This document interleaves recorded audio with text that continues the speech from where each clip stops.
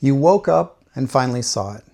The patterns you've been living in for years, maybe decades, the people-pleasing, the ways you've made yourself small to keep everyone else comfortable, the relationships where you tolerated mistreatment because you didn't want to cause conflict. And the moment you saw it clearly, everything shifted. You can't unsee it now. You can't go back to pretending you don't know. And the first thing that probably hit you was, how could I have been so stupid? What's wrong with me? I wasted years. No, decades. Is it even worth trying to change now? And am I even worth it? And if that's where you are right now, this video is for you, because what you're experiencing isn't just a bad day. It's a stage you have to move through. And if you don't understand what's happening, you're going to get stuck here, and that might be worse than never waking up at all. I've been in that place. I know what this feels like, and I need to tell you a few things that might help you get through it. First, that how could I have been so stupid feeling? It's not just negative self-talk. It's grief, and the grief is legitimate because the reality is a lot has been lost. Time you can't get back. Energy you wasted on people who didn't deserve it. Years of unnecessary misery in relationships that were never going to work. Maybe you stayed in a marriage way too long, tolerating treatment you never should have put up with. Maybe you spent decades erasing yourself just to avoid conflict. That's not being dramatic. That's real. And pretending otherwise doesn't help. It just feels like someone's trying to gaslight you into thinking your pain doesn't matter. You're grieving the years you lost, the version of yourself you never got to be, the relationships you stayed in too long because you thought being a good man meant sacrificing yourself. You're grieving all of it, and you should. This stage is necessary. You can't skip it. But here's what you also need to understand. This isn't just about feeling stupid or weak or broken. Most of us weren't raised with the tools to navigate any of this in the first place. We weren't taught emotional intelligence. We weren't given healthy templates for what mutually respectful relationships look like. We weren't shown what self-respecting masculinity actually means. Just assorted, unhelpful ideas of what men are supposed to be. You can be the smartest, most logical guy in the world. You can be great at your career, great at solving problems, great at 1,000 other things. But none of that prepares you for recognizing people-pleasing patterns, setting boundaries in relationships, or knowing when you're tolerating mistreatment. I didn't have those tools either. And more men than you realize have been exactly where you are right now, stuck in situations that they never should have tolerated, wondering how they let it happen. And the answer isn't that you're weak or defective. The answer is that you were never taught how to do this differently. And now you're learning, in the middle of your life, in the hardest possible way. That's not your fault, but it is your reality now. So here's where things can get dangerous. You're in this stage right now where you see what you've lost, you feel the weight of it, and part of you is thinking, what's the point? I already wasted so much time. And this is where a lot of men get stuck. Not in the awareness itself, but in what they do with it. Some men turn the awareness into self-punishment. They beat themselves up endlessly about how stupid they were, how much time they wasted, how broken they must be. And that shame keeps them frozen because if you're fundamentally flawed, what's the point of trying?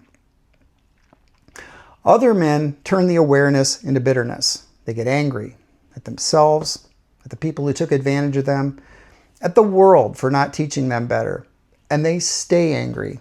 They withdraw. They decide that everyone's out to get them, and the only safe move is to never try again. And I get it. The anger is real. The grief is real. The sense of betrayal, whether it's self-betrayal or betrayal by others, is real. But here's what I need you to understand. This phase you're in right now, as painful as it is temporary. It's not the whole story. It's a descent into a harder place that's required to get you to a better one.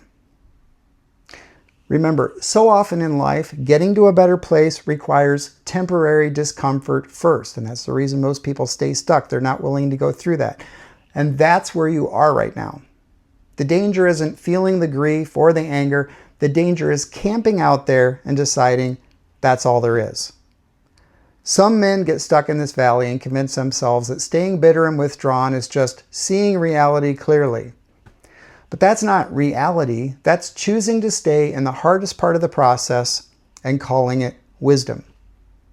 Right now, you're at a fork in the road. You have two choices. Option one, stay stuck in, I can't believe how much time I wasted, and waste even more time proving yourself right.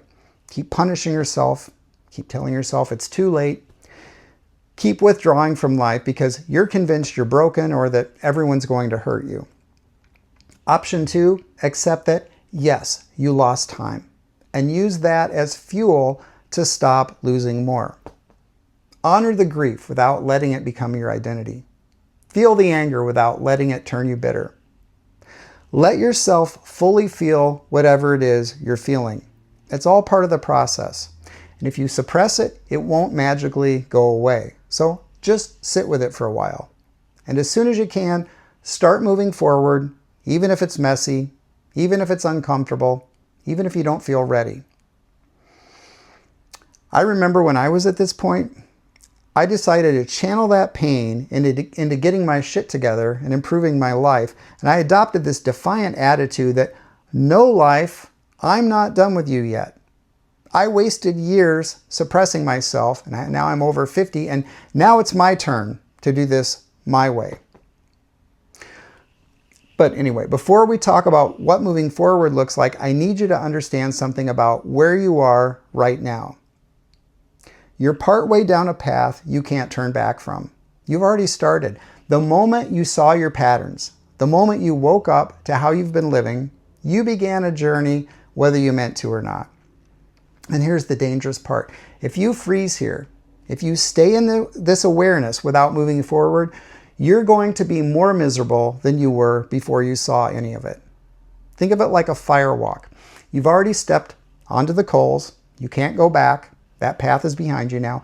And if you panic and freeze in the middle, you're going to get burned badly. The only way to safety, the only way to relief, is to keep walking until you're past the fire. And I know that might sound harsh, but that's true. Staying stuck in awareness, seeing your patterns but not changing them, knowing what you've lost but not doing anything about it, creates a level of cognitive dissonance that will eat you alive. You'll watch yourself repeat the same behaviors you now know are self-destructive, and you'll hate yourself for it. You'll see opportunities to speak up or set boundaries, and you'll watch yourself shrink back. And the shame will be worse than it ever was before, because now you know what you're doing. That's the real danger of this stage. Not the grief, not the anger, the paralysis. The self-punishment disguised as self-awareness. And here's what I need you to understand about that. There's a massive difference between holding yourself accountable in a healthy way and being self-abusive about how much you messed up. Healthy accountability sounds like, I see the patterns now. I didn't have the tools before, but I'm learning. I'm going to start doing things differently. Self-abuse sounds like, I not only fucked up, but I am a fuck up. I wasted my whole life. I'm weak. I'm pathetic. What's the point of even trying? One moves you forward, the other keeps you stuck. So if you're sitting there beating yourself up, if you're convinced you're fundamentally broken, if you're telling yourself you're a failure as a man and as a father, I need you to stop. You're not a fuck up. You're not weak. You're someone who was never taught how to do this differently, and now you're learning. Late? Yes. In the middle of your life? Yes. But you're learning. And you need to give yourself the same patience, the same compassion, the same benefit of the doubt that you've spent your whole life giving everyone else. You're not alone in this. I went through this when I was, after I was 50. More men than you realize have been exactly where you are, sitting in the wreckage of a failed marriage, feeling like they wasted decades, wondering if it's too late to change. It's not too late, but you can't stay here. You have to keep walking. The relief, the renewed sense of confidence, the peace that comes from finally respecting yourself, it's on the other side of this uncomfortable middle stage. But you have to move through it. It's at the end of the fire walk. You can't go back, and you can't stay here. So here's what moving forward actually means. This isn't about learning a few tricks or reading the right book or following a step-by-step program. Those things can help in some way, but they're not the core work. The core work is this. You have to rebuild your relationship with yourself. And I know that might sound abstract or like therapy speak, but stick with me because this is the most practical thing I'm going to tell you. For years, you've operated from a place of self-abandonment. Every time you said, I'm fine with whatever, when you weren't fine. Every time you swallowed your opinion to avoid conflict. Every time you tolerated disrespect, you abandoned yourself. You taught yourself that your needs don't matter, that your voice doesn't count, that everyone else's comfort is more important than your honesty. And now you're sitting here wondering why you feel like a failure, why you have no self-respect, and why you're embarrassed about who you've been. And it's because you've spent decades betraying yourself, and you can't feel good about yourself when you're the one doing the betraying. So the work, the real work, is learning to stop abandoning yourself. And that means you have to start treating yourself like someone who matters. Not in a self-help, affirmations in the mirror kind of way, but in a concrete behavioral way. It means when you have a preference, you express it, even if it's small, even if no one cares, even if it doesn't matter, because you're practicing the act of not erasing yourself. It means when someone asks you to do something you don't want to do, you say no, without over-explaining, without apologizing, without needing their approval, because you're practicing the act of honoring your own boundaries. It means when you're in a situation where you normally accommodate to keep the peace, you pause and ask yourself, what do I actually think about this? What do I actually want here? And then you act on that, even if it creates friction. This isn't about becoming selfish or aggressive or turning into someone you're not. It's about finally including yourself in the equation. It's about learning that your needs, your opinions, your preferences, they matter just as much as everyone else's. And here's the hard part. You're going to suck at this at first. You're going to feel guilty about every boundary you try to set. You're going to second guess yourself constantly.